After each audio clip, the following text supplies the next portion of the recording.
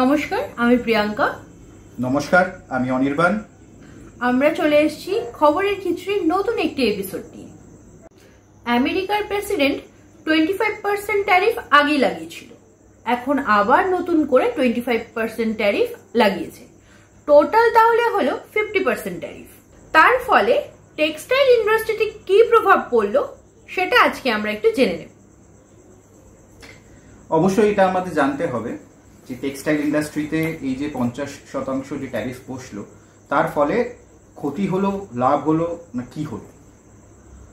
এই বিষয়ে জানতে গেলে আমাদের প্রথমেই বুঝতে হবে যে ভারতবর্ষ থেকে প্রচুর পরিমাণে টেক্সটাইল গুডস বা যেটাকে আমরা জামা কাপড় বলে থাকি আমেরিকাতে এক্সপোর্ট হয়। অ্যামাজন, ওয়ালমার্ট এই ধরনের বহুজাতিক সংস্থা ভারত থেকে এই টেক্সটাইল প্রোডাক্টস বা জামা কাপড় নিয়ে তারা আমেরিকাতে বিক্রি করে। সেখানে এই 50% ট্যারিফ বসাতে একটা যদি ধরে নিন প্রোডাক্টের দাম যদি হয়ে থাকে 1000 টাকা, সেখানে আমেরিকার যারা আছে তাদেরকে 1500 টাকায় সেটা কিনতে হবে। সেটা তাদের জন্য অনেকটাই বেশি। এর প্রভাবে এই যে অ্যামাজন এবং ওয়ালমার্ট এই ধরনের বহুজাতিক সংস্থারা তারা কি করেছে, তারা নিজেদের অর্ডারগুলো এই যে আমাদের ইন্ডিয়া থেকে যে এক্সপোর্ট হয় তাদের সেই অর্ডারগুলো তারা ক্যান্সেল করেছে। এই ক্যান্সেল করার ফলে আমরা জানি গুজরাট এবং তামিলনাড়ুতে টেক্সটাইল ইন্ডাস্ট্রি অনেক বড় এবং এই ইন্ডাস্ট্রি বা এই ফ্যাক্টরিগুলো থেকেই মূলত টেক্সটাইল প্রোডাক্টস আমেরিকাতে এক্সপোর্ট হয়।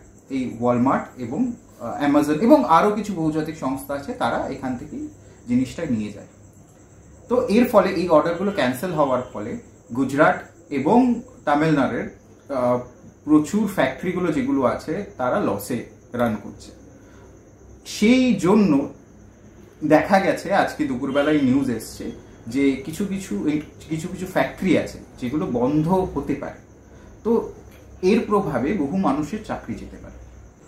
আচ্ছা, একটা কথা বলো, এই জিনিসটা কেন হচ্ছে? কেন হচ্ছে যদি বলতে হয় তাহলে আমাদের একটু ইতিহাসেই ঘাটতে হবে প্রত্যেক ভিডিওর মতন।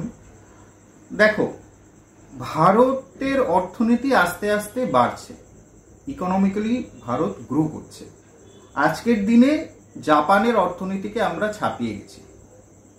তো সেই দিক থেকে দেখতে গেলে একটা সুপার পাওয়ার আমেরিকা, তার একটা কিন্তু ভয় হচ্ছে যে কোনো সময় যদি আমেরিকাকে ছাপিয়ে যায় ভারত, সেটা পসিবল না, মানে পসিবল না বললে ভুল হবে, আই এম ভেরি সরি, কিন্তু সেটা হতে গেলে বহুদিন সময় লাগবে। আমেরিকার অর্থনীতি অনেক বড়, তাদের ব্যবসা, তাদের সবকিছুই অনেক বড়।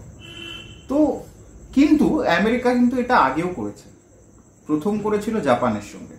দ্বিতীয় বিশ্বযুদ্ধের পর জাপান বা দ্বিতীয় বিশ্বযুদ্ধের সময় পর্যন্ত জাপান কিন্তু অর্থনৈতিক দিক থেকে অনেক বড় ছিল। অর্থনৈতিক বা ইকোনমিক কন্ডিশন জাপানের অনেক ভালো ছিল, অনেক বেশি ছিল।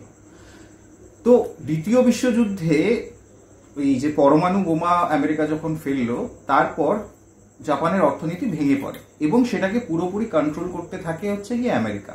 তাদের গ্রোই করতে দেয়নি, মানে তাদের বাড়তেই দেয়নি। আমরা ছোটবেলায় বা এখনো আমরা শুনে থাকি অনেক ইলেকট্রনিক গুডস আছে, যেমন ধরো অনেক ইলেকট্রনিক কোম্পানিজ আছে যেমন প্যানাসনিক, তারপর তোশিবা, এইগুলো হলো জাপানিজ কোম্পানি যারা একসময় বিশাল মার্কেট করেছিল, প্রচুর পোটেনশিয়াল ছিল তাদের মধ্যে।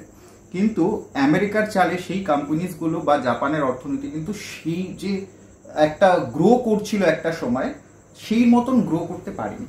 ঠিক আছে, এই জিনিসটাই কিন্তু চায়নার সঙ্গেও আমেরিকা চেষ্টা করেছিল, কিন্তু চায়নাকে ধরতে ধরতে চায়না অনেকটা এগিয়ে গেছে। চায়নাতে প্রচুর কোম্পানিরা ইনভেস্ট করেছে, প্রচুর কোম্পানি গেছে, তাতে হয়েছে কি চায়নাকে আটকানো যায়নি। চায়না দেখো এখন কিন্তু একটা সুপার পাওয়ার হয়ে উঠেছে, যারা আমেরিকাকে টক্কর দিচ্ছে। আমেরিকার এটাই ভয় যে ভারত যদি সেই জায়গায় পৌঁছে গিয়ে আমেরিকাকে আবার টক্কর দেওয়া শুরু করে। তো সেই জন্যই এটা একটা চাল ভারতকে আটকানোর। আর অজুহাত হলো এটা যে রাশিয়ার থেকে ভারত তেল কিনছে, সেটা আমেরিকা পছন্দ করছে না। কিন্তু উল্টো দিকে আমরা যদি দেখি প্রচুর জিনিসপত্র আছে যেগুলো আমেরিকা কিন্তু এখন রাশিয়ার থেকে কিনছে, যেমন ফার্টিলাইজার, যেগুলো মানে চাষের ক্ষেত্রে কাজে লাগে, ফার্টিলাইজার। তারপর তোমার নিউক্লিয়ারের জিনিসপত্র, মানে পরমাণু ক্ষেত্রে যেসব জিনিসপত্র কাজে লাগে, সেই সব জিনিসপত্র কিন্তু এখনো আমেরিকা রাশিয়া থেকে বাই করছে। এই কদিন আগেই, দুদিন আগে রাশিয়ান মানে আমেরিকার প্রেসিডেন্টকে এটা নিয়ে প্রশ্ন করা হলে ডোনাল্ড ট্রাম্প কিন্তু প্রশ্নটা পুরোপুরি এড়িয়ে যান, কারণ উনিও জানেন যে আমেরিকা কিনছে। উনি বলেন যে ওনাকে দেখে বলতে হবে। একটা প্রেসিডেন্ট হয়, উনি জানেন না যে কোন দেশ থেকে কি আসছে, এটা ঠিক নয়। এটা পুরোপুরি বলা যেতে পারে যে আমেরিকা ভারতের অর্থনীতি খারাপ করার জন্য এটা করছেন। এবং এর পিছনে আরো একটা কারণ আছে, সেটা হলো বাংলাদেশ এবং পাকিস্তান এই দুটো জায়গার টেক্সটাইল কোম্পানিজগুলো বা টেক্সটাইল ইন্ডাস্ট্রি কিন্তু বসে গেছিল। বাংলাদেশে যেমন মোহাম্মদ ইউনূস আসার পর এই টেক্সটাইল ইন্ডাস্ট্রিটা বসে গেছিল, তাদের সেরকম কিছু কাজ হচ্ছিল না।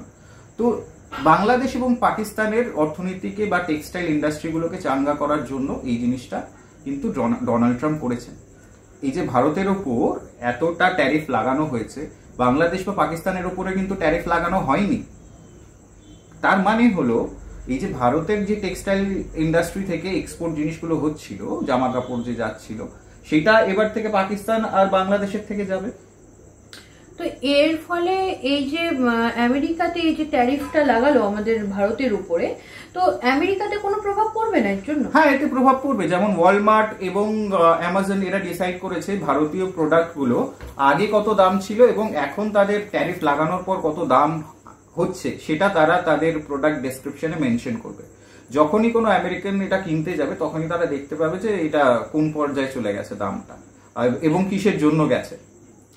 আমি একটা জিনিস বলে রাখি, এই যে ট্যারিফ যে লাগানো হচ্ছে এতে কিন্তু আমেরিকার নাগরিকরাও খুশি নয়। এতে তাদের তো জিনিসপত্র বেশি দামে কিনতে হচ্ছে না। তো সেই ক্ষেত্রে মাত্র 30% লোক আছেন যারা ট্রাম্পকে এই বিষয়ে সাপোর্ট করছেন, বাকিরা কিন্তু কেউই এই বিষয়ে ট্রাম্পকে সাপোর্ট করছে না। আর একটা জিনিস সবসময় মনে রাখবে, সেটা হলো কোনো দেশকে অর্থনীতির দিক থেকে যদি ফেলতে হয়, তার পাশের দেশগুলোকে হলো সাহায্য করতে হয় এবং চাপ সৃষ্টি করতে হয়। তো আমেরিকাও সেই জিনিসটাই করছে। আজকে পাকিস্তানের সঙ্গে আমেরিকা সরাসরি হাত মিলিয়েছে, তাদেরকে বহু জিনিসপত্র দিচ্ছে, টাকা দিচ্ছে, দিয়ে তাদেরকে আবার শক্তিশালী করার চেষ্টা করছে, যাতে ভারতের উপর তারা প্রেসার ক্রিয়েট করতে পারে। হতেই পারে কিছুদিন পর আবার দেখবে ভারত এবং পাকিস্তানের একটা যুদ্ধ লাগলো, এর পিছনে কিন্তু কলকাঠি সেই আমেরিকাই নাড়বে। বোঝা গেল? এবং আমি আজকে শুনলাম পাকিস্তানের আর্মি অফিসাররা কিন্তু এটা সরাসরি বলছে যে এবার ভারতের পূর্ব দিক থেকে তারা অ্যাটাক করার চেষ্টা করবে। তার মানে তো বোঝাই গেল সেখানে বাংলাদেশও ইনভলভ হবে। এবার বাংলাদেশ যদি ইনভলভ হয় তাহলে তো বাংলাদেশকে স্ট্রং করতে হবে, এবং স্ট্রং করার একটা রাস্তা হলো এটা, তাদের টেক্সটাইল ইন্ডাস্ট্রি দিয়ে টাকা ঢোকানো। এটাই হচ্ছে কি মুদ্রা কথা। ভারতের অর্থনীতি যে করেও ফেলতে হবে, কিন্তু ভয় পাওয়ার কোনো কারণ নেই। ভারতের অর্থনীতি এত ঠুনকো নয় যে এর মধ্যে ভেঙে পড়বে, কারণ ভারতের হাতে অনেক রাস্তা আছে।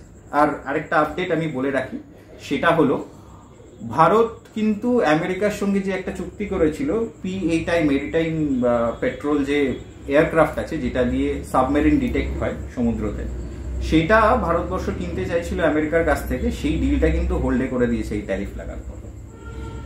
ঠিক আছে, ভারতও কিন্তু পাল্টা দিচ্ছে, শুধু ট্যারিফ লাগানোটাই থেমে নেই।